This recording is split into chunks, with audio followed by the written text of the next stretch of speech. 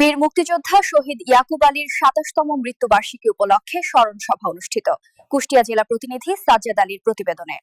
উনি যতদিন জীবিত ছিলেন দৌলতপুরবাসীর খুবই প্রিয় এবং শ্রদ্ধাভাজন ব্যক্তি হিসাবে নিজেকে রাখতে পেরেছিলেন, যেটা একজন মানুষের জীবনে সবচেয়ে বড় পাওয়া।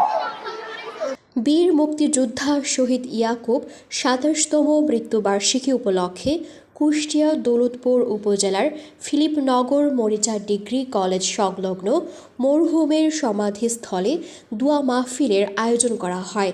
উপস্থিত ছিলেন প্রধান অতিথি হিসাবে সাবেক সভাপতি দৌলতপুর উপজেলা বিএনপি শামীম রেজা মোল্লা।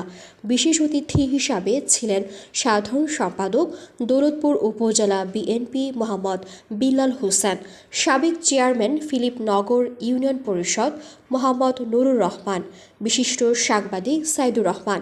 সভাপতিত্ব করেন ফিলিপনগর মরিচা ডিগ্রি কলেজের অধ্যক্ষ আব্দুল মান্নান, ভারপ্রাপ্ত চেয়ারম্যান ফিলিপনগর ইউনিয়ন পরিষদ মোহাম্মদ একরামুল হক সহ বিভিন্ন শিক্ষা প্রতিষ্ঠানের শিক্ষকবৃন্দ, ইউনিয়ন বিএনপি ও অঙ্গ সংগঠনের নেতৃবৃন্দ ফুল দিয়ে শ্রদ্ধা নিবেদন করেন। উনি কখনো রাগান্বিত হতে দেখিনি, কারোর প্রতি কোনো রাগান্বিত হতে দেখেনি। রাজনীতি জীবনে তিনি এমন কোনো লোক না যে তার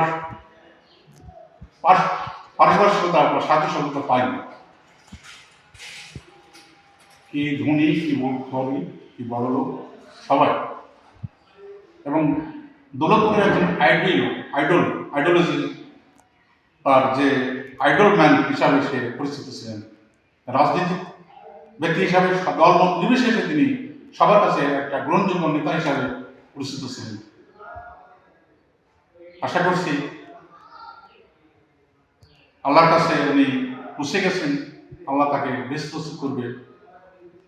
আর উনি তখনই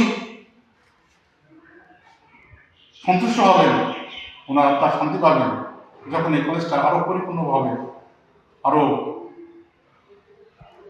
বড় পরিসরে এই উত্তর অঞ্চলের ছেলেমেয়েরা বা গরিব দুঃখী মানুষের ছেলেমেয়েরা লেখাপড়া করবে এখানে, তখনই ওনারা তারা আরো শান্তি সমৃদ্ধিতে ভরে উঠবে এবং